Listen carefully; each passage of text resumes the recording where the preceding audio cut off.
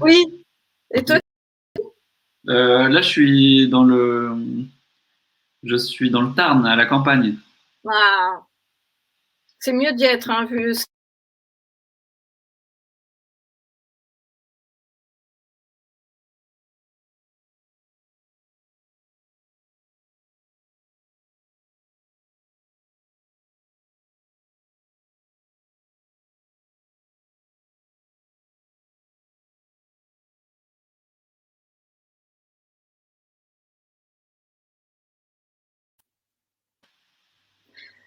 Bonsoir à tous. Bonsoir Boris. Bonsoir. Donc Boris Schwartzmann, nous allons avoir une discussion avec toi autour de ton documentaire, Une nouvelle ère. Je sais qu'on est sur un format donc internet, tu n'entends pas les applaudissements des spectateurs. Et moi, je voudrais quand même t'applaudir très fort parce que c'est un film que j'ai trouvé vraiment magnifique. Voilà. Donc, normalement, on entend des applaudissements, les voici. Merci Euh, beaucoup. avec plaisir. Je voudrais juste d'abord rappeler le cadre dans lequel cette projection a lieu. Donc, elle a lieu, c'est le Festival des étoiles du documentaire qui a lieu à Nantes, qui est organisé par le Lieu unique et par la plateforme des Pays de la Loire, en lien avec la SCAN et la Cinémathèque du documentaire. Voilà pour le cadre.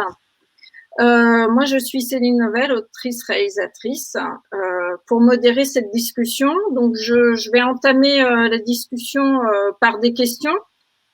Mais ben, voilà, comme j'allais le dire, on a la possibilité d'un chat et je vais m'efforcer à la fois de te poser des questions et de te faire passer les questions ou les remarques ou du public. Et déjà, je peux te dire qu'il y a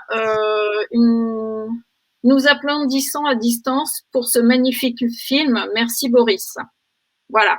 Bah, tu vois, comme quoi, tu les entends pas, mais ils sont là. Alors, pour commencer, j'aurais aimé, disons, que tu puisses nous brosser rapidement ton parcours personnel, de ta biographie. Je sais que tu es déjà franco-argentin, que tu vis en France, peut-être. Oui. Oui, c'est ça.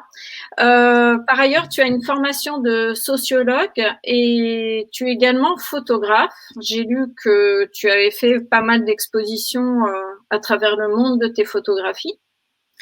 Mais surtout, ce qui m'a le plus surprise dans ton parcours, bah, je l'ai découvert en voyant ton film, c'est que tu parles couramment mandarin.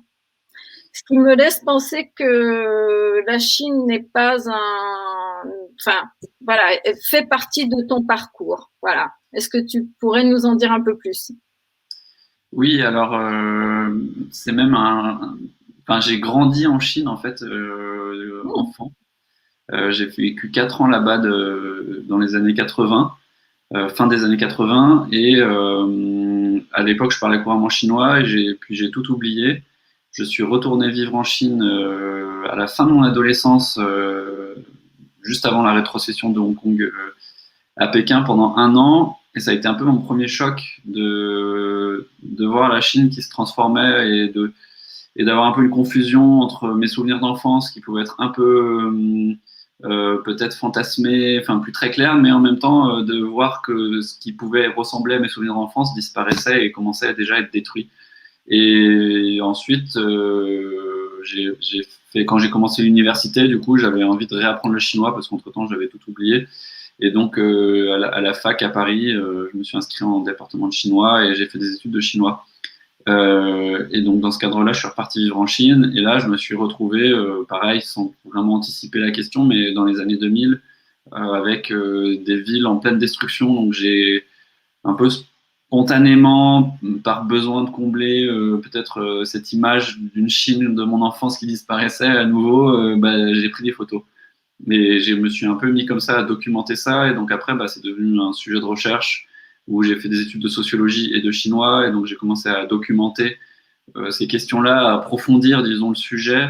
Et en même temps que j'approfondissais, je me rendais compte que le temps passant, ce qui était l'urbanisation qui a commencé dans les années 90 par la destruction des vieilles villes systématiques et pour construire des nouvelles villes modernes, des gratte-ciels partout, c'est accompagné dans un deuxième temps d'une expansion des villes sur le monde rural. Et donc, c'est-à-dire que au début, on avait vraiment restructuration, destruction des vieilles villes, puis progressivement expansion des villes qui viennent grignoter les terres agricoles et du coup transformation du monde rural, périurbain, qui se retrouve urbanisé de force. Et donc j'ai commencé à documenter ça. Donc j'ai fait des séries d'abord sur les destructions du vieux quartier, puis après j'ai fait des projets photos sur les destructions, plutôt sur l'expansion urbaine et les conséquences dans le monde rural. Et donc voilà, enfin, parallèlement à ça, j'ai fait un peu de recherche en sociologie aussi. Donc j'ai un peu toujours combiné les deux et voilà, donc ça fait quand même maintenant une vingtaine d'années que je m'intéresse à ces questions. Et ce film, du coup, c'est un peu la continuité de ce que j'avais fait avant sous un autre aspect, quoi. D'accord, parce que j'allais te demander justement comment la genèse du projet, comment il t'était venu, parce que il y a quelque chose que j'aime beaucoup au début de ton film, tes premières images filmées. Je parle pas des images de portable qui introduisent le film, mais vraiment tes premières images. Tu es dans une sorte de cheminement, tu suis un chemin comme ça, on ne sait pas du tout où tu vas, on ne sait pas ce que tu cherches, et il y a une femme comme ça avec des bottes vertes qui apparaît tout d'un coup dans l'image. Et pour moi, c'était une sorte de métaphore du réalisateur qui cherche son sujet. Et je trouvais que c'était un beau début.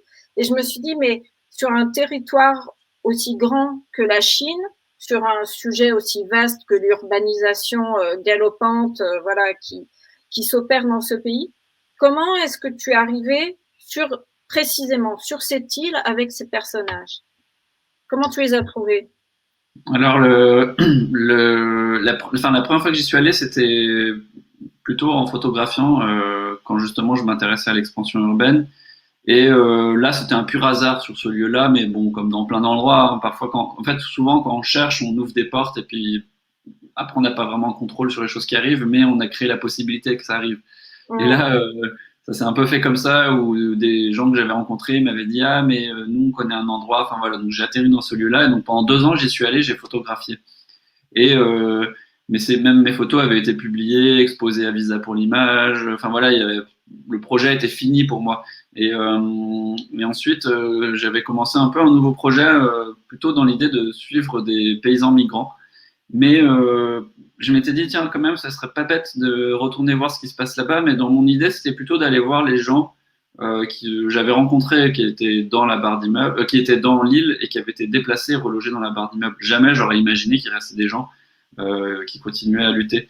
Et, euh, et ça, du coup, je l'insérais plus sur un projet de voir comment une énorme, parce que la Chine était à 85% rural encore dans les années 80, et aujourd'hui, ils sont à 50% d'urbains sur 1,4 milliard d'habitants. Ça fait quand même des centaines de millions d'habitants qui sont devenus urbains du jour au lendemain, enfin dans un délai très très court. Ce que nous, on a vécu en 150 ans d'exode rural, d'industrialisation progressive et de transformation sociale et économique. Là-bas, c'est fait un peu de manière complètement forcée. Donc, mon point de départ intellectuel était plutôt ça. Et sauf que partout où j'allais, je rencontrais des gens qui se faisaient exproprier, mais vraiment partout, quoi. Que ce soit dans le centre de la Chine, dans le sud, proche des villes ou au milieu de nulle part, il y avait constamment des projets comme ça. Entre autres, ce village-là. Et donc, à un moment donné, je me suis dit, bon, en fait, peut-être que mon sujet, et c'est un peu tôt peut-être d'aller voir ces gens dans les barres d'immeubles, et peut-être que mon sujet actuellement, ce serait plus justement l'expropriation à la campagne et comment des paysans se font exproprier. Au début, je voulais pas trop faire un film sur la résistance, j'avais l'impression que c'était déjà fait, qu'on en avait entendu parler. Mais pareil, en fait, en m'intéressant au sujet un peu plus en profondeur, je me suis dit, mais pareil, on entend beaucoup parler de ce qui se passe dans les villes, notamment avec les JO et avec l'Expo universelle à Shanghai et les JO à Pékin en 2008 et en 2010. Enfin, c'est des sujets dont on avait entendu parler, mais toujours en ville. Alors que à la campagne, il y a quelque chose beaucoup plus insidieux et beaucoup plus important à mes yeux, et en même temps qu'on voit beaucoup moins, c'est vraiment la transformation du monde rural qui devient urbain de manière forcée. Et donc, comment ça se passe pour ces gens-là? Donc, quand j'ai eu cette question assez claire à l'esprit, je me suis dit, bah, je vais me focaliser que sur 3-4 villages. Et puis, en fait, au bout de 1 ou 2 ans, je me suis dit, mais en fait, pour vraiment bien comprendre le sujet, faut pas picorer, il faut vraiment rester sur un lieu. Et en fait, depuis ce lieu, montrer un cas un peu exemplaire, qui serait un peu un cas d'école, disons, qui permette de saisir ce qui se passe en Chine beaucoup mieux que si j'avais survolé plein de villages, mais où je serais resté beaucoup plus en superficie. Et, parce que c'est quand même des sujets très durs d'accès, vu qu'il y a énormément de corruption derrière, il y a Oui, énormément de contrôle et que du coup, c'est pas facile d'avoir accès à ces lieux-là. Et donc, pour pouvoir y accéder, aussi, il faut faire acte de patience, savoir partir quand c'est compliqué. Et du coup, sur le long cours, c'est aussi du fait que la situation se soit un peu ankylosée grâce ou à cause du fait qu'il y ait des Chinois qui vivent à l'étranger dont leurs maisons n'ont pas été détruites, ce qui a permis aux villageois, à certains villageois, disons, de venir faire le siège dans les ruines du village. Donc voilà, ça s'est un peu fait comme ça, de manière intuitive et pas du tout anticipée. C'est-à-dire qu'à chaque fois, je réajustais mon projet par rapport à la réalité du terrain et de me dire, mais en fait, ce que j'ai sous les yeux, ça correspond pas à ce que je projetais. Mais bon, de me dire, bah finalement, ce que je projetais, c'est aussi ce qui m'a amené là et accepter la réalité telle qu'elle est et filmer ça, quoi. Mais c'est vrai qu'au début, je me disais, ce sera des archives. Je le filmais vraiment en me disant, il y a urgence, ça va s'arrêter, donc je filme et ça me servira pour plus tard quand je les retrouverai dans la barre d'immeuble. Et puis finalement, bah, oui. et puis finalement, c'est devenu le cœur du film, quoi.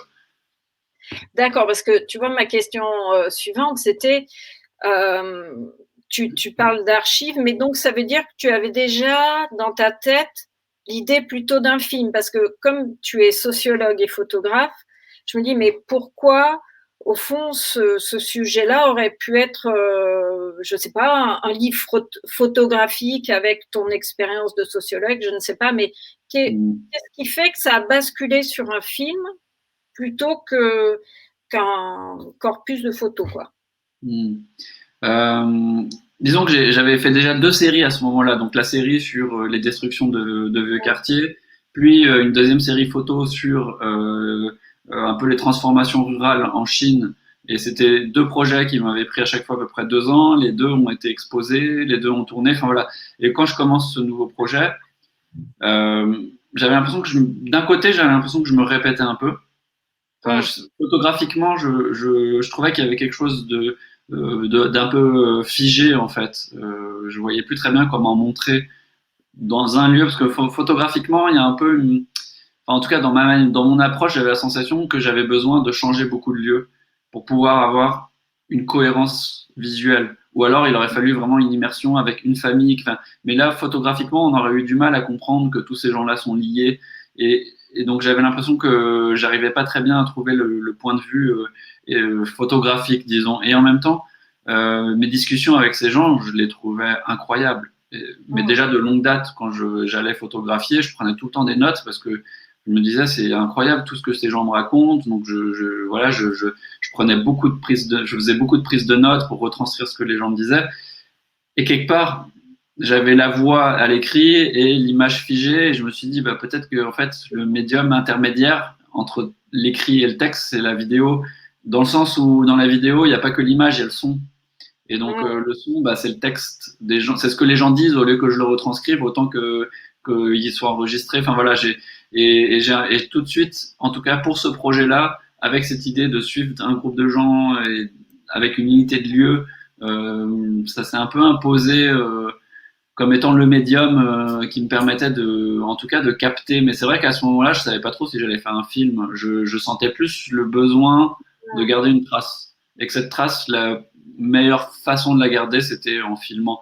Mais je me disais peut-être que j'utiliserais tout ça pour faire après une bande dessinée ou un dessin animé ou un spectacle vivant. Enfin voilà, je savais pas trop. Je savais que c'était des sources de première main que j'allais pouvoir exploiter plus tard, sans trop savoir ce que j'allais en faire. Et puis, au bout d'un moment, quand j'avais quand même filmé 2-3 ans de suite et que j'avais déjà pas mal d'archives, je me suis dit, peut-être qu'il y a quand même un film. Mais ça s'est fait du coup complètement à l'envers. Du coup, j'ai écrit les dossiers pour faire des demandes de subvention quand j'avais déjà énormément filmé. Mais Ouais. voilà, c'était aussi mon premier film. Je connaissais rien au monde du cinéma. Je savais pas du tout comment on s'y prenait pour avoir des subventions. Enfin voilà, donc ça a aussi pris beaucoup de temps et ça a permis quelque part aussi de continuer à filmer parce que au gré d'autres projets qui m'ont permis d'aller en Chine, bah, j'ai continué à filmer. À chaque fois, je prenais un peu de temps, je restais un peu là-bas et je Mm. tournais voir ces gens. Et donc voilà, ça s'est fait comme ça. Mais c'est vrai que c'était un peu une continuité aussi des autres projets dans le sens d'un changement de médium, de passer de la photographie au cinéma, quoi. D'accord. Ben, écoute, justement, à ce propos, j'ai une question pour toi. Du fait que donc ça devient un projet cinématographique, on me demande comment s'est passé le travail avec ta co-autrice. À quel moment du projet à quel moment est-elle entrée dans le projet? J'imagine que la question co-autrice, c'est pour le scénario. Alors, Oui, pour euh, le scénario, pour Laurine Estrade. oui, c'est ça. Bon, bah, du coup, là, c'est un peu les tambouilles internes. En fait, j'ai écrit un premier dossier qui m'a permis d'avoir Brouillon d'un rêve de la SCAM. Et de là, on m'a dit, bah, maintenant, il faut chercher un producteur. Donc, j'ai commencé à. D'ailleurs, je remercie la SCAM parce que pour la petite anecdote, ils organisent des rencontres avec les gens qui ont eu le prix, la Ouais. bourse. Et donc, je pensais utiliser cet argent pour payer au black un monteur et finir le film. Et quand j'ai dit ça aux membres du jury, ils ont sauté au plafond, ils ont fait mais non, cet argent c'est pour vous, pour écrire, et maintenant vous allez chercher un producteur. Et donc moi je savais même pas ce que c'était qu'un producteur. Je me disais ah bon, mais où est-ce que je vais chercher ça? C'est qui? Voilà. Donc ça s'est fait un peu comme ça, et du coup la bourse de la SCAM m'a aussi permis de mettre un pied à l'étrier là-dedans. Et du coup, j'ai trouvé une productrice avec qui ça s'est très bien passé. On a eu vraiment un bon feeling et je pense elle m'a vraiment appuyé dans ce que je voulais faire. Mais on n'a pas eu les subventions qu'on demandait. On s'est planté 2 fois. Et il fallait à chaque fois tout réécrire. Et moi, j'en pouvais plus. Et en fait, la scénariste, du coup, est intervenue à ce moment-là. C'est-à-dire que à un moment où ma productrice, au lieu de me lâcher en disant bon bah ça n'a pas marché, elle a dit bah on va payer quelqu'un, je le fais jamais, mais là pour ce film j'y crois donc je vais payer quelqu'un et je vais prendre de l'argent sur un autre projet pour payer un, un, un scénariste qui va travailler avec toi et donc j'ai travaillé avec elle vraiment. C'était presque un travail de début de montage en fait qu'on a fait parce que du coup on a regardé des rushs ensemble, je lui ai raconté l'histoire, je lui ai raconté beaucoup d'anecdotes, enfin, voilà. Et à partir de là on a coécrit un énième scénario pour avoir la subvention. Pour avoir, ouais. Donc, C'était voilà. plus administratif, mais ça t'a aidé quand même à concevoir, finalement, à imaginer le film dans ta tête, quoi. Un petit peu. J'avoue que je sais pas comment c'est dans d'autres pays, mais alors pour le coup en France, pour mon projet, en tout cas, ça doit dépendre des projets. Mais vu que j'avais déjà beaucoup filmé et qu'on n'a pas le droit de le dire, il faut faire semblant qu'on n'a pas tourné. Et Ouais. c'est pas très politiquement correct ce que je dis là, mais enfin, c'est vraiment comme ça que ça marche. Il y a quelque chose d'un peu incohérent à devoir écrire un scénario où tous tiennent la route, mais en même temps, il faut faire semblant qu'on a encore au moins 60% à faire parce que sinon on ne nous donne pas l'argent pour la production. Enfin, on rentre dans des logiques qui, j'avoue, me dépassaient complètement et me paraissaient inintéressantes au possible et pas du tout stimulantes intellectuellement. Et en plus, du coup, pour simplifier le scénario, parfois on condensait des personnages pour que à la lecture ce soit plus lisible. Donc je voyais pas du tout en quoi ça pouvait m'aider au montage. Enfin, donc j'ai plutôt eu la sensation d'apprendre à écrire un scénario que de trouver la trame de mon film. Et du coup, non, au montage, il a fallu vraiment repartir de zéro à partir des rushs et même oublier ce qu'on avait écrit pour. Alors, je pense que ça m'avait quand même aidé un peu inconsciemment à imaginer une trame narrative, à imaginer. Mais par exemple, dans le scénario, au début, on avait quand même les gens qui sont à l'étranger que j'ai filmé aussi. J'ai rencontré des gens qui étaient en cours et des personnages qui étaient les anciens ouvriers qui vivaient sur l'île, parce que sur l'île, il y avait aussi une petite usine, et qui, eux, du coup, ne sont pas paysans. Et j'en ai retrouvé quelques-uns que j'ai aussi filmés, et qui, du coup, sortaient un peu du cadre de cette histoire de paysans expropriés qui deviennent urbains. Et quelque part, en montage, je me suis rendu compte il fallait vraiment simplifier et que ça, c'était plus un travail de recherche sociologique très complet avec beaucoup d'éléments, mais pour le film, il fallait vraiment aller au cœur, à l'essentiel. Et que plus l'unité est simple, plus quelque part on peut ramener après de l'humain et de la complexité. Alors que dans le scénario, à la base, on avait ces éléments-là, par exemple, qui ont sauté au montage complètement. Et même au dérochage, déjà, c'est devenu une évidence qu'il ne devait pas y être. Donc, alors qu'à l'écriture du scénario, on avait l'impression que ça amenait quelque chose de les avoir. D'accord. Donc, ça veut dire, est-ce qu'on peut globalement situer une début et une fin de tournage pour se représenter combien de temps tu as mis en fait pour tourner ce film? Alors, j'ai photographié en 2007-2008. En 2009, fin 2008, le village est rasé. 2009, je repasse dans l'île, je les vois, je les retrouve et donc je me dis, ouais, c'est incroyable. Là, je garde du coup le contact téléphonique d'une ou deux personnes. Et ensuite, je commence d'autres choses. Et en 2011, je retourne en Chine et je commence à filmer en les recontactant. Donc, il s'est passé un bon délai entre le moment où ça a été rasé et le moment où je les retrouve, mais aussi parce que c'était très sensible à ce moment-là, donc c'était vraiment très compliqué d'y aller. Et puis 2011, c'était un peu tassé. Et donc, je commence à filmer en 2011 et je filme les dernières images en 2017. Tu y es allé combien de fois à peu près? Une fois par an à peu près. Peut-être il y a une année, je crois, qui a sauté au milieu où j'y suis pas allé, mais après voilà, il y a des fois où j'y suis allé 2 mois et j'allais d'abord dans d'autres villages et je revenais dans celui-ci. Enfin, c'était un peu ma base celui-ci et j'allais voir d'autres lieux.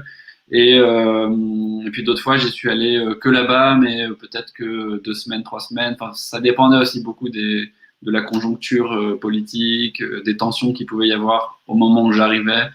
Voilà, donc ça s'est fait un peu comme ça, mais disons grosso modo, j'y suis allé en une moyenne de 3 semaines par an pendant 7 ans. D'accord.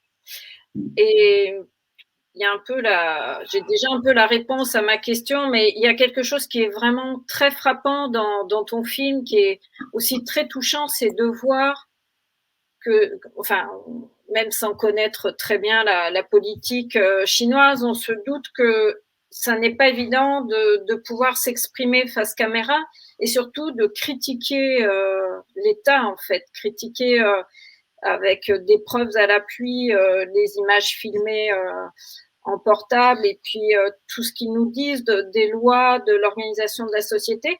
En fait, ils critiquent face caméra et ils ont confiance en toi. On sent qu'il y a une relation qui est une relation vraiment importante qui s'est tissée entre vous. Et ma question, c'était vraiment, mais comment tu as pu créer ce lien en fait? Est-ce que tu as dû faire tes preuves? Enfin, comment s'est vraiment construit cette relation? Il n'y a pas vraiment de règles parce que ça dépend beaucoup des personnes et des moments. Ouais. Mais disons que je pense que c'est le genre de choses, c'est presque du non-dit. C'est plus une question d'attitude, globalement, je pense. Et moi, je sais que dans mon esprit, il y avait quelque chose de très fort, de très humain dans ce que ces gens peuvent vivre. Et mon intérêt n'était pas forcément de parler de politique, mais en même temps avec une conscience, parce que ça fait un moment que je travaille sur la Chine et qu'en plus j'ai une approche plutôt de sociologie. En sociologie, en tout cas, mon approche elle est très très politisée, mais pas du tout pour en discuter plus, parce que j'ai l'impression que le gouvernement chinois est dans une logique de détruire toute forme de liberté, où que ce soit. Que vous alliez vous inscrire dans un club de poker ou que vous alliez vous intéresser au monde de l'entreprise ou que vous alliez... Enfin, quoi qu'on fasse en Chine, tout est politisé. Mais politisé dans le sens d'un contrôle et humainement parlant, pour moi, c'est très différent de la politique politicienne. C'est-à-dire que humainement parlant, au contraire, dans les villages en Chine, il y a quelque chose de très politisé ou dans le bon sens du terme, c'est que les gens sont très engagés pour leur communauté parce qu'il y a un héritage du communisme très fort dans les campagnes où les terres sont co-détenues en coopérative agricole et où la propriété reste collective. C'est-à-dire qu'ils ont démantelé le système communiste en ville pour les usines d'État, qui n'existent quasiment plus, voire plus du tout. Et par contre, à la campagne, la structure de base reste une structure de copropriété de la terre. Et du coup, tous les 15 ans, on réajuste le quantité de parcelles de terre que vous avez dans chaque famille en fonction du nombre de villageois. Si par exemple dans une famille il y a eu des décès, dans une autre il y a eu des naissances, et ben celle où il y a eu des naissances va avoir proportionnellement un peu plus de terre quand il y aura la répartition des terres tous les 15 ans. Il y a des élections à la campagne en Chine, on le dit pas assez, même si elles peuvent être truquées, manipulées, etc. Il y a quand même une auto-représentation, une prétention, ce qui fait que les gens, en fait, sont très impliqués, connaissent extrêmement bien ce qui se passe, sont très cultivés. Quand j'arrivais dans le village, les gens me disaient ah oui, vous, votre président en France, il a dit ça au ministre un tel. Enfin, je pense que même en France, Ouais, on n'est pas le forcément. commun des mortels ne s'en savait pas autant. Enfin, donc j'étais assez étonné et je pense que du coup, quand je disais c'est du non-dit, c'est que c'est-à-dire c'est sans vouloir être insistant sur ces choses-là, juste savoir être à l'écoute. Et du coup, il y a quelque chose qui se passe un peu naturellement. Et après, aussi, ces gens-là savaient autant que moi que c'est hyper dur de s'exprimer et d'avoir accès à ces endroits-là. Mais moi, je venais vraiment dans une logique de les écouter, de passer beaucoup de temps avec eux. Et je filmais pas beaucoup, en fait. Je filmais les moments. C'est-à-dire qu'il y a beaucoup de moments où je discutais avec eux et j'essayais de comprendre quand ils avaient envie de parler, mais je filmais pas forcément ces moments-là. Je prenais des notes, ou alors je filmais, mais vraiment pas. Enfin, c'était plus garder une trace pour moi, donc c'était presque de l'enregistrement. Je mettais la caméra sur trépied dans un coin et c'était plus pour réécouter les choses techniques que j'avais pas bien comprises. Mais par contre, si je sentais qu'il y avait quelque chose qui se passait, que la personne d'un coup euh, après avoir discuté un long moment, se posait, oubliait un peu, on était un peu dans des silences, et puis d'un coup, c'était elle qui avait envie de me dire quelque chose qui sortait du cœur. Là, je sentais qu'il y avait quelque chose qui se passait cinématographiquement, et donc je commençais à filmer ces moments-là. Et je pense qu'il y a quelque chose où j'ai jamais eu besoin de justifier ni de dire ce que je faisais, mais bah, les gens, ils ont bien vu ce que je faisais. Et, et donc ça s'est fait une grande confiance qui s'est établie. Les gens m'ont donné beaucoup de documents, et je pense que pour eux, implicitement, c'est beaucoup plus délicat de transmettre des lettres de plainte qui peuvent leur valoir, par exemple, des accusations d'avoir transmis à l'étranger des documents confidentiels internes au gouvernement chinois, quand ils donnent les réponses du gouvernement chinois, par exemple, Ouais. des autorités, c'est beaucoup plus risqué pour eux de faire ça que d'avoir juste donné un témoignage. Mais du coup, petit à petit, j'ai eu tous ces éléments qui sont arrivés. Et puis d'un coup, quelqu'un me disait non, mais moi j'ai peur d'être filmé, j'ai pas envie de parler. Par contre, tiens, puis on me donnait un DVD. Et puis en fait, il y avait des images d'archives. Et puis, enfin, je me retrouvais comme ça avec des choses qui arrivaient. Et en fait, avec le temps, je me suis retrouvé vraiment dans une position d'être l'archiviste du village. Et j'avais vraiment des éléments qui m'arrivaient. Parfois, je savais même pas de qui. On me disait, c'est mon oncle, il a peur de te rencontrer. Par contre, il m'a dit de te donner ça. Et puis, on me donnait une clé USB ou on me donnait des photocopies de papier. Enfin, voilà, et je me suis retrouvé vraiment avec énormément de choses comme ça. Et entre autres, du coup, des témoignages. Mais C'est comme ça que tu as eu les images qui sont insérées dans le montage. On voit toutes ces scènes de violence j'ai policière. une cinquantaine d'heures comme ça. Ah J'aurais ouais. pu faire un film que à base de ces heures, de ces rushs-là. À ce propos, d'ailleurs, je voulais te poser la question parce que on comprend que le sujet qui t'intéresse, donc la résistance de paysans face à l'État qui les exproprie manu militari, c'est un sujet qui est assez risqué, brûlant. On voit dans ce que je trouve que ce qui est très fort dans ton film, c'est que il s'en dégage à la fois une grande douceur de ton en apparence et qu'il y a mais la violence est extrêmement est d'autant plus puissante en fait. Le peu de violence qu'on voit est assez ouais, est assez frappante. On entend parler déjà de police. J'ai noté donc il y a la police, il y a la garde urbaine, il y a l'équipe d'expulsion, il y a aussi une mafia. Donc on entend parler de tout ça. On voit des images donc de portables où on voit des violences policières. Tu as mis une scène où en fait tu filmes quelqu'un qui te demande à un moment d'arrêter de filmer parce que vous êtes observé par la police, j'imagine. Et il y a aussi cet ouvrier avec son talkie-walkie que tu filmes, qui s'approche, il passe hors champ, on ne sait pas trop ce qui se passe. D'ailleurs, c'est le seul moment où tu n'as pas sous-titré ce qui est dit, parce qu'on entend en fait ce qui est dit dans le Pas bien, en fait. J'ai fait écouter à plein d'amis chinois qui n'arrivent pas vraiment à D'accord. Ok. comprendre. Oui, il n'y a pas de ce truc spécial, mais en fait, je me suis dit, mais comment est-ce qu'on s'engage en tant que cinéaste sur un sujet qui manifestement présente des dangers, quoi. Enfin, tu peux à la fois toi être inquiété, mais aussi mettre en danger les paysans, en fait. Comment ça se gère ça? Et notamment à un moment donné, il te pose la question, il y a un homme qui te regarde et puis qui te dit mais t'as pas des ennuis à la frontière, là tu expliques bon que on va pas te demander de nous livrer tes secrets hein, sur comment tu arrives à faire passer les images, mais est-ce que tu avais ouais, comment est-ce qu'on compose avec ce type de danger quoi quand on se Je retrouve pense en que c'est une bonne, surtout une bonne connaissance du terrain qu'il faut. En tout cas, je filmais seul et sans équipe.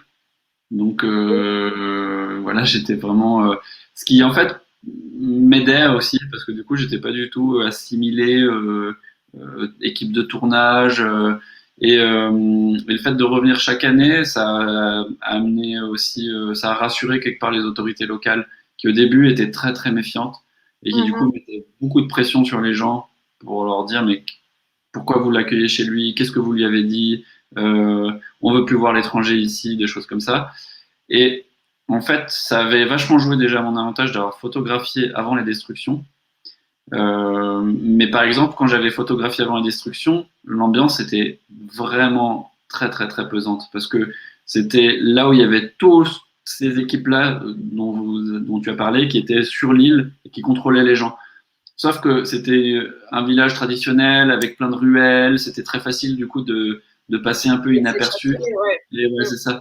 Alors que quand j'ai retrouvé les gens dans la barre d'immeuble et que j'ai essayé d'aller les voir, c'était très compliqué parce que du coup, une barre d'immeuble, c'est l'espace est rationalisé. Il y a une entrée commune dans la résidence pour tous les immeubles, puis chaque immeuble a sa caméra, puis chaque ascenseur a sa caméra. Donc, enfin, voilà. C'est un peu compliqué de passer inaperçu. Et alors que là où il y a des ruines, les gens étaient encore là. Et donc, eux-mêmes, je leur demandais, hein, je disais, mais vous n'avez pas peur? Pourquoi vous vous laissez filmer? Est-ce que vous êtes sûr de savoir ce que ça veut dire? Et les gens disaient, mais en fait, on a déjà vécu le pire, on a déjà tout subi. Et moi, je ne t'en dis pas plus que ce que je leur dis dans les lettres de plainte.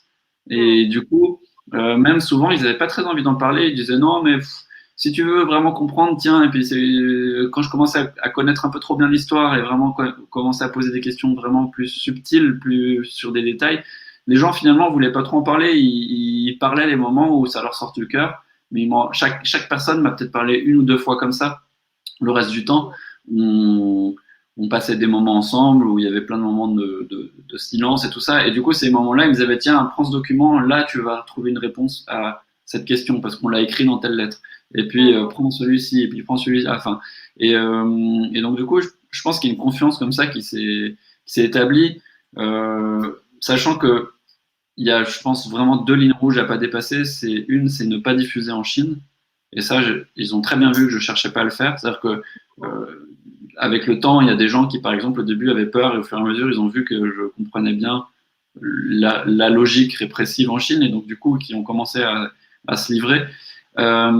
Et l'autre chose, c'est de ne pas nommer les gens responsables du gouvernement, notamment tel policier qui a été promu commissaire du district ou commissaire du district qui a été promu chef à la préfecture, telle entreprise qui investit et qui est dirigée par le fils d'un ministre, voilà. Ce genre de détails, je les ai tous enlevés.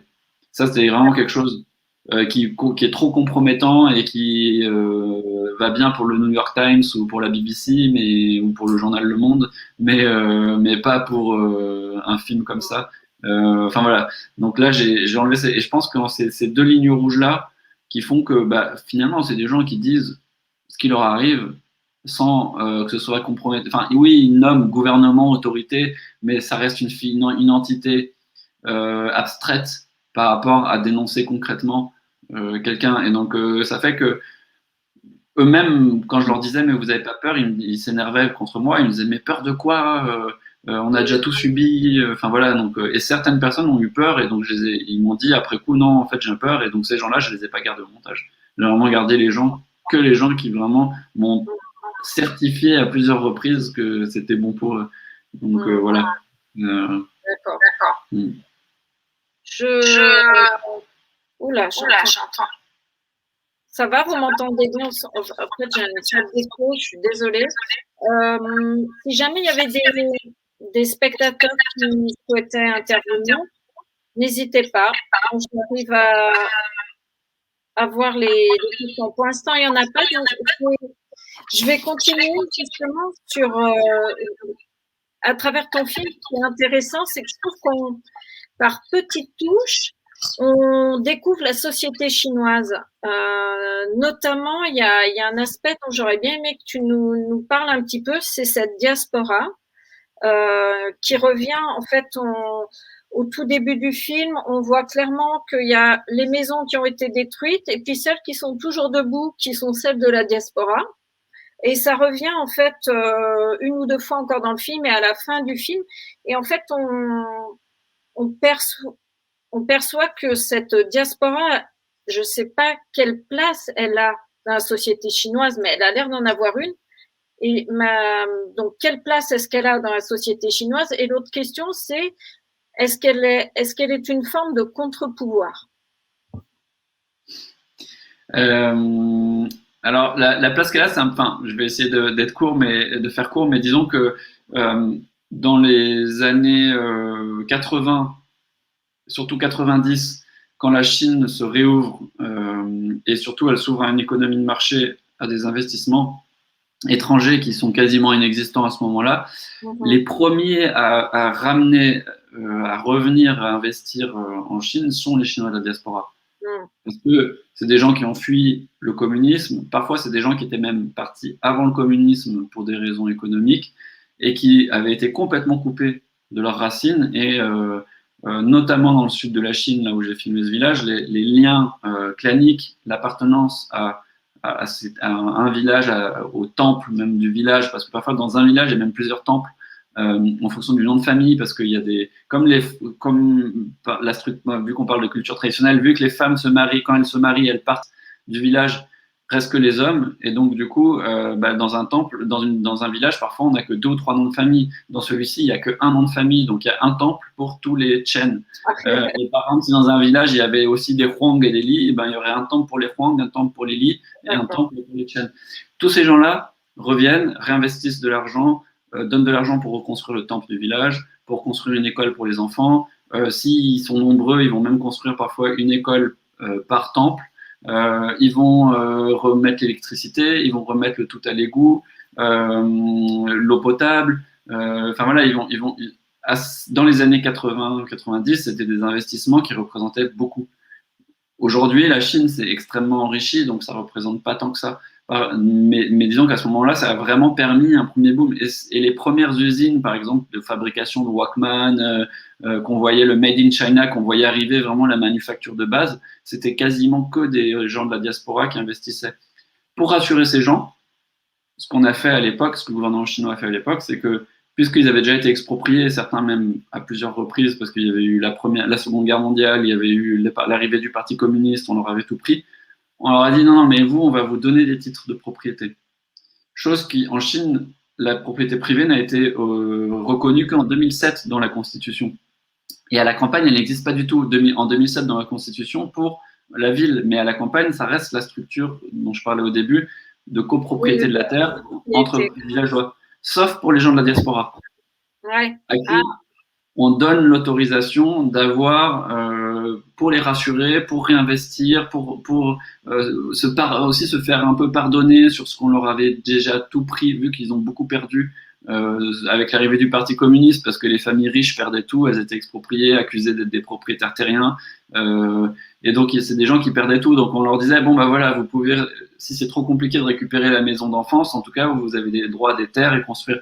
Donc, aujourd'hui, c'est très compliqué de leur reprendre quelque chose qu'il y a à peine 20 ans, on leur a redonné. Enfin, donc voilà, ils se retrouvent dans un espèce de position un peu délicate où les autorités craignent vraiment de reprendre à ces gens-là, et d'autant plus qu'ils sont à l'étranger et que du coup, on peut pas les contrôler aussi bien, aussi facilement que là. Donc eux, ils ont beaucoup plus de liberté d'aller voir l'ambassade de Chine, de se plaindre, d'envoyer des lettres. Enfin voilà, c'est plus compliqué de les arrêter, quoi, et de faire des pressions psychologiques et physiques.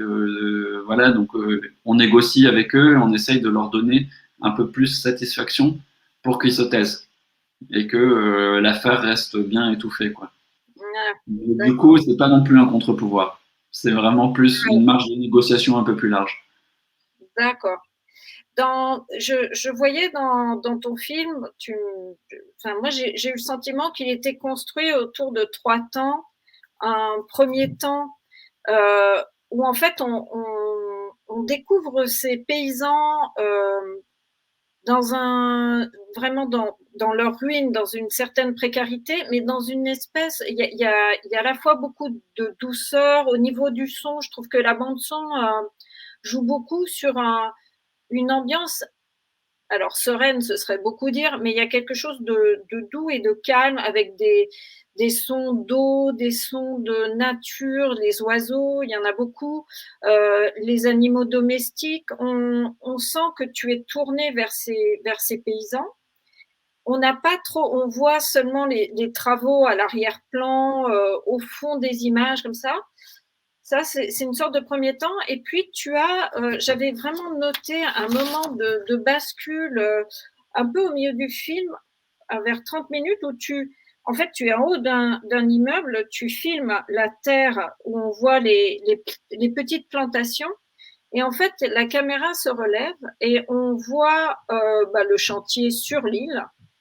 Et surtout, ce qui est assez impressionnant, et on voit à l'arrière-plan, mais enfin, au fond, l'horizon est bouché par plein de gratte-ciel, et on a pour la première fois ce sentiment que, en fait, ils sont vraiment tout petits, dans une espèce de, effectivement, Canton, c'est une mégalopole. Je crois qu'il y a 14 millions d'habitants ou quelque chose comme ça, mais jusqu'à présent, tu nous avais maintenu dans quelque chose d'assez fermé, même si c'était un univers résilient. Et là, il y a ce sentiment, en fait, on passe à autre chose où ils sont réellement entourés, et on se dit qu'il y a quand même peu de chances, que c'est mal barré, quoi.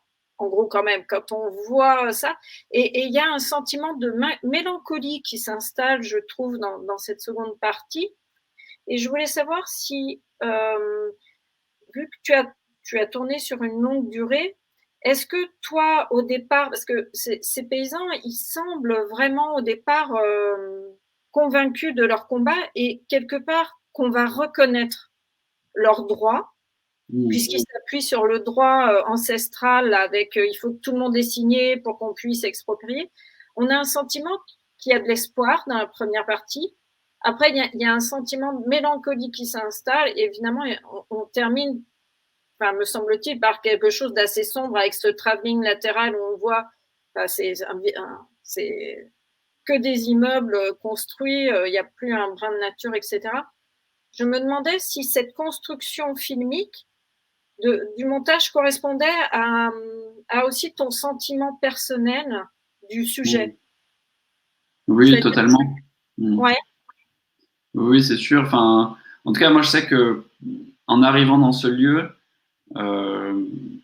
j'avais un peu cette sensation d'un lieu qui incarnait beaucoup de choses que j'aime beaucoup en Chine, et d'un sentiment, mais avant même que je commence à filmer, quand j'y étais allé pour le photographier, où je me disais, mais quel gâchis, quoi, comment on peut détruire ça? Et du coup, entendre des gens le dire, la première femme que je filme dans les ruines, celle qu'on découvre de dos et qui dit, mais toutes ces vieilles maisons, on les détruit, quel gâchis. Enfin, j'ai souvent eu la sensation avec ces gens-là, sans que j'ai rien à leur souffler, qui disaient ce que je pensais. Et du coup, je pense que c'était vraiment une correspondance entre me dire, moi, mon ressenti, c'est ça, mais disons, je vais surtout essayer du coup d'aller voir comment eux le vivent. Et du coup, je tombais, bah oui, sur des gens qui disaient des choses très proches de ce que je ressentais, et en même temps, avec un contexte politique très dur, donc des lueurs d'espoir dans la résistance, puis en fait se rendre compte qu'on est face à une machine implacable et qu'on peut rien faire contre, et que les lueurs d'espoir, c'est plutôt en fait dans l'intérêt du gouvernement par moment de les laisser un peu tranquilles parce qu'ils ont d'autres chats à fouetter, notamment les 2000 habitants qui vivent dans la barre d'immeuble. Il y a aussi des problèmes à gérer là-bas. Donc finalement, c'est quelques personnes qui résistent. À la limite, si elles sont toutes concentrées là et qu'elles bougent pas de là, c'est même plus facile de les contrôler. Donc, eux, ils ont une espèce de sensation que ça va mieux. Et puis, en fait, en réalité, c'est que pour derrière encore revenir à ces beaucoup plus fort. Donc, tout ça était là était là en latence et en même temps avec beaucoup de temps mort, beaucoup de temps très tranquille. Et donc, c'est sûr que ça a été un peu. Enfin, au montage, j'ai envie de dire, c'était quelque chose qui transparaissait de mes images. Il n'y avait pas trop à aller le chercher pour le reconstruire artificiellement. Ce qui a été un peu plus dur, peut-être, ça a été de reconstruire l'unité de lieu. C'est-à-dire que au début, enfin, pendant un bon moment, c'était difficile de sentir que les travaux, c'était au même endroit que là où il y avait quelqu'un qui cultivait, enfin voilà, il fallait créer ces unités. Donc, et là, il y avait très peu de moments où on pouvait les voir, donc il a fallu aller chercher ça. Et puis les moments de tension, parce que finalement, c'est vrai que les moments de tension, bah, j'étais pas là. Enfin, parce qu'il y avait tension, c'était pas possible d'être là. Donc, les moments où j'ai pu filmer, il y avait toujours quelque chose de très paisible, de très tranquille, parce que c'est des gens qui aussi ont une force intérieure assez incroyable, hein, parce que nous, je pense que, enfin, moi, je vivrais des choses comme ça, j'aurais craqué bien avant eux, et eux, ils sont dans quelque chose de l'ordre de se dire, bah, en fait, il faut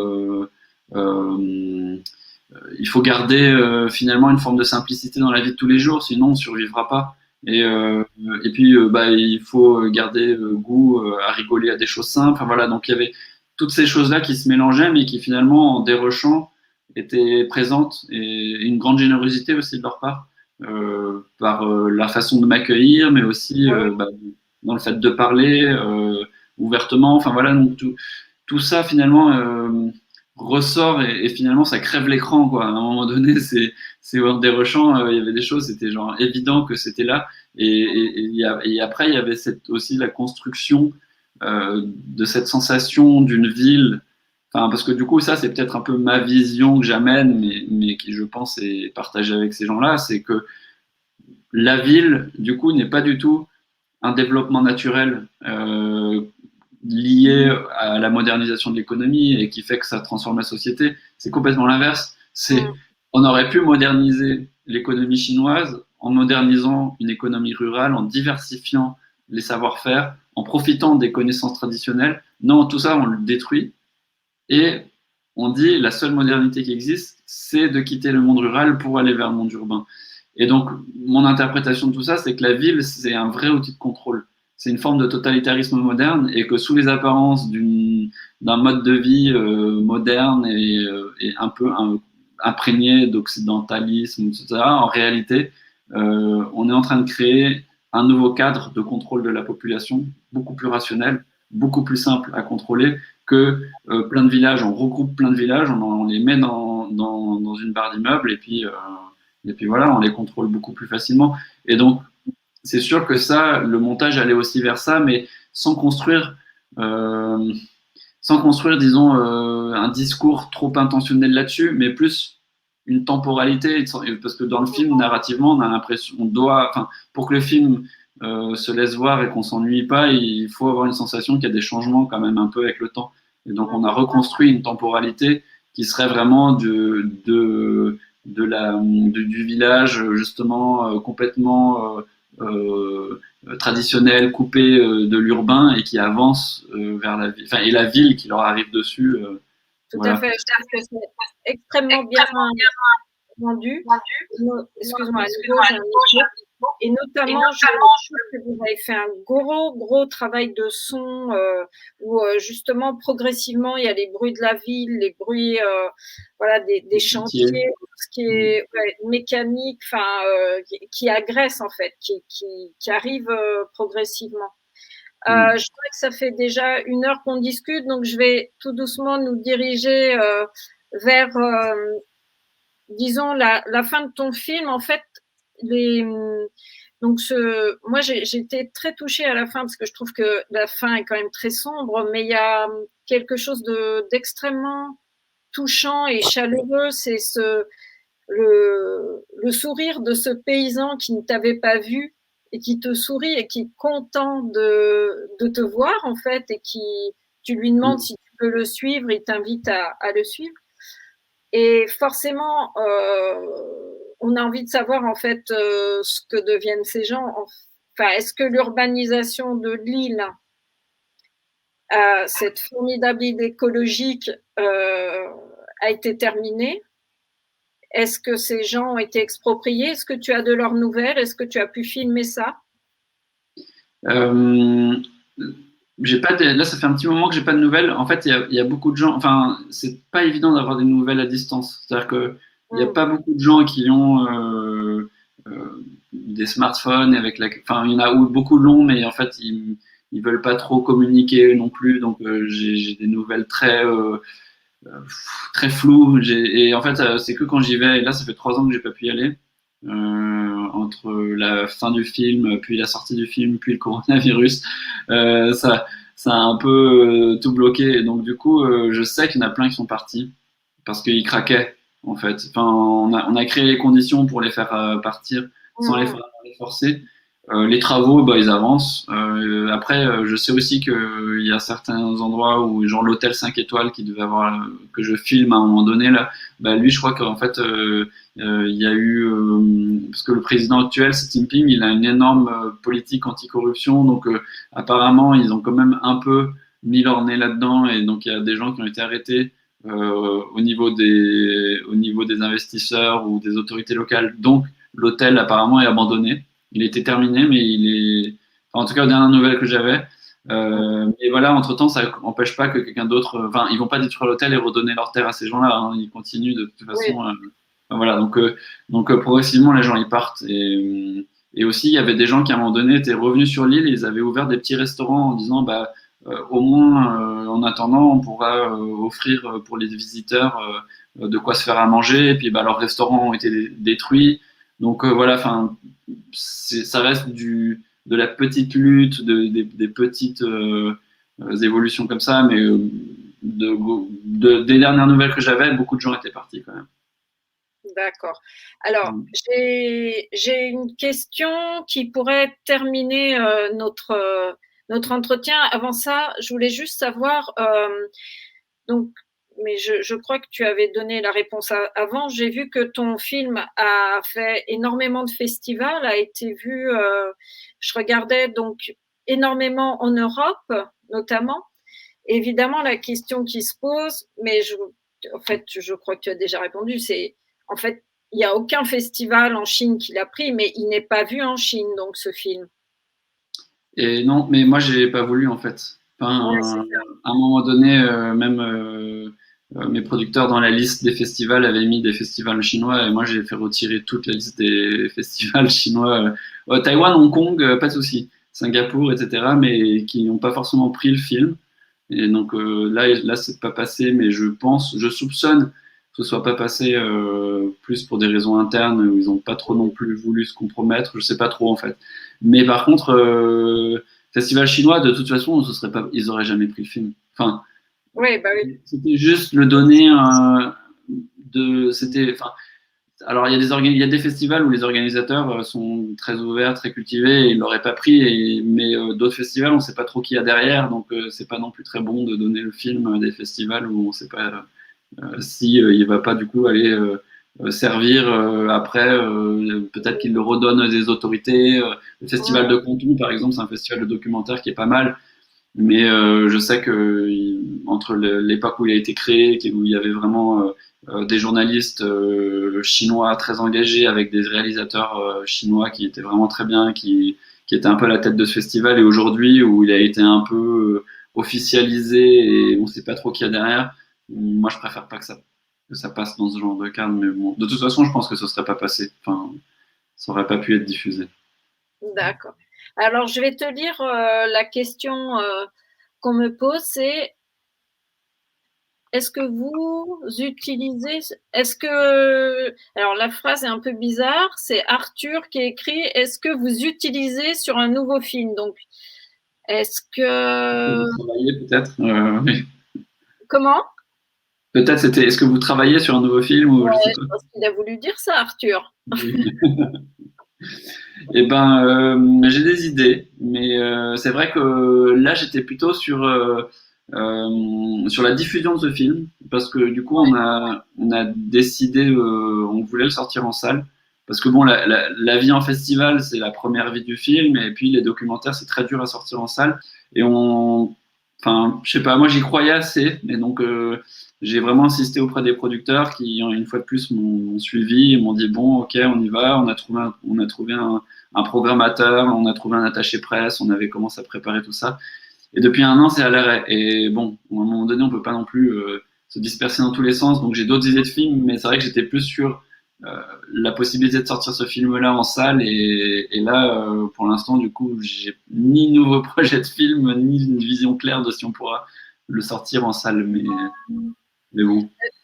Mais peut-être que je fais un mix avec la question d'Arthur, c'est est-ce que tu as suffisamment de matière peut-être à envisager un autre film, rien qu'avec la matière que tu as? Hmm, peut-être, mais je suis pas sûr moi, parce que je pense que ce serait forcer un peu les choses. Peut-être qu'il y a une matière pour commencer un nouveau film, par exemple pour les gens qui ont déménagé dans la barre d'immeuble. Et où Voilà, quand j'ai commencé à filmer, c'était très sensible, c'était trop compliqué d'y aller, et peut-être que ça, avec le temps, ça va se calmer, et que du coup, ce que j'ai déjà filmé servira comme les premiers temps dans la barre d'immeuble, et puis revenir 5 ans plus tard, par exemple. ouais. Euh, voilà, ça pourrait servir, je sais pas, mais je serais plus d'avis de partir sur un nouveau projet.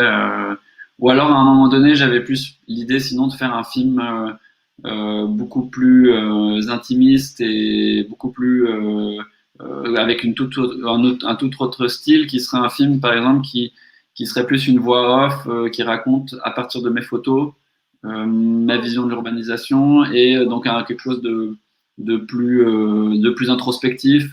Mais pareil, c'est des idées, c'est peut-être trop tôt pour le faire. Peut-être qu'il faudra que je le ferai dans 20 ans, je sais pas. Non, Bon, voilà. bon, en tous les cas, cette expérience ne t'a pas dégoûté de la réalisation. Et Non, ça va, j'ai survécu. ok, très bien. Ben, merci beaucoup, Boris, pour ton très beau film, donc Une nouvelle ère, et on lui souhaite longue vie s'il a encore des projections à venir.